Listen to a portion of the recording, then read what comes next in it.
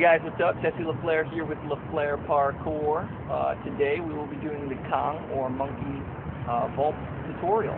It's also known as the King Kong. A lot of names for one trick. It was requested by the Gym Haha, and let's do it.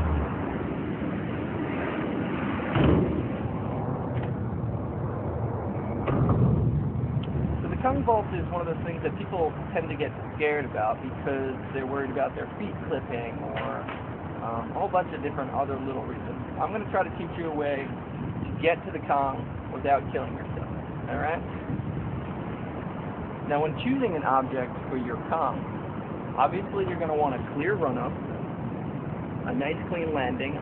If you could find something with sand or grass, much more preferred to do it that way so you have a safer landing in case something does go wrong. You don't want to take an object that's too high. For me, this is pretty good. I would actually start something a little bit lower, but the lower you go, really the harder it is to do because now you're not able to pull yourself up. Ooh. Okay, so working yourself up to this trick. First, I want you to be able to climb up it. Can you get up? Good. That's good. Now use a little bit of momentum. Jump your legs. See if you can get your legs to the side of your hands. Okay? Good. If you can do that, that's great. Now, try to see if you can pop up to your feet with your hands in the middle. Boom. That would be good. Let's see if you can pop up between your hands with your feet like this. If you can do that, you can do it. Alright? The next step, taking speed, having momentum. Using your speed to get you over the object so you're not sitting here muscling through. Ugh. Now if you can do that, then you can do a Kong no problem. And if you can get your hands in and through, you're good. So that's more of a cash vault. Kong's a dash. Alright? Now a pretty common mistake what happens is sometimes people slap their hands down. You don't want to do that. They're not slapping down. They're not grabbing here. Although they could, depending on if you're on a rail or where you're going from here. This might help you pull through. But in most obstacles, you're not going to have the option of reaching over. It might be longer, thicker. If the object is wider, deeper, don't start your Kong at the beginning of the object. Start it halfway or past.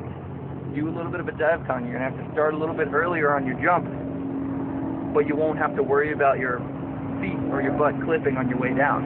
Alright? And that's one way I like to teach it. But what I want to say is when you put these hands on, you should actually be putting them on, pulling yourself through, and not only pulling, or pushing and pulling up like this, but when you get to the end of your movement, I want your hands to be pushing away. Your feet aren't going to be passed through. Your body's actually going to be crouched back like this, and you're going to be pushing through. But I want you to continue the movement. Your hands don't just push down and put up. It's actually pulling, pushing, and then pushing away with your fingers. There's a lot of wrist muscle, a lot of finger movement that's going to get stronger and stronger as you're doing it. I'm going to do one nice and close for you. I want you to watch this.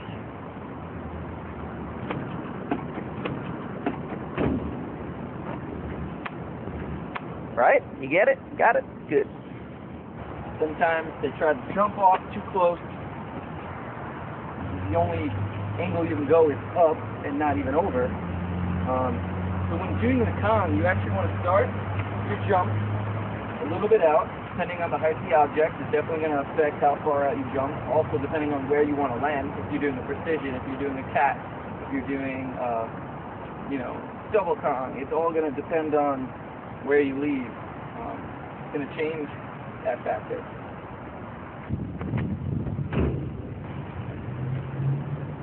Try to avoid double-footed jumps.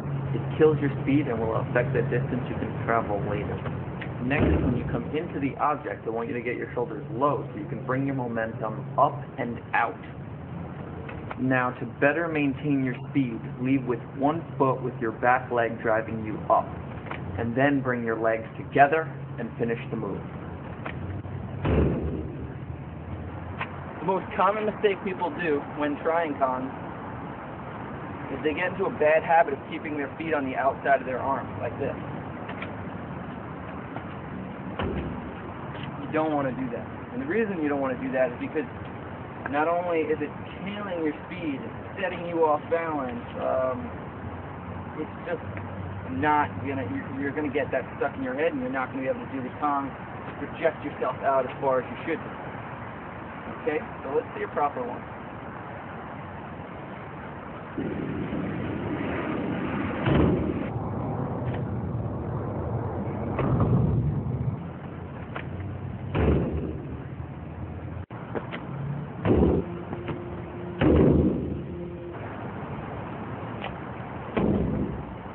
Now, kongs are a great movement, and they lead to a lot of other tricks. I mean, you could do kong to precision, you could do a kong to drop precision, kong to cat,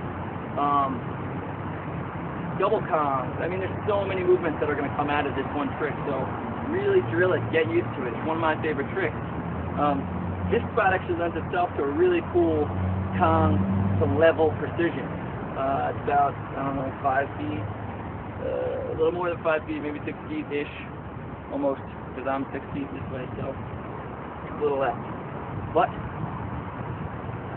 it's got a pretty cool kong to precision. So let's see if I can do this. It'll be a nice experiment. You can see the movement in a different way. You can see me actually use all my muscle and wrist strength to get to where I want to go. All right, let's do it.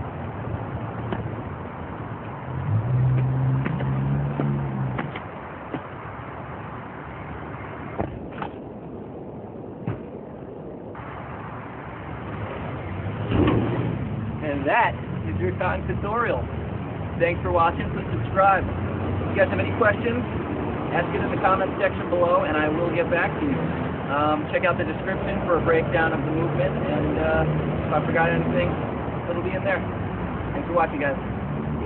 Alright guys, so I have included a couple links for you. The two most important ones probably are your progressions. I have a kong to precision link to a tutorial, and a kong to cat link, which is another tutorial.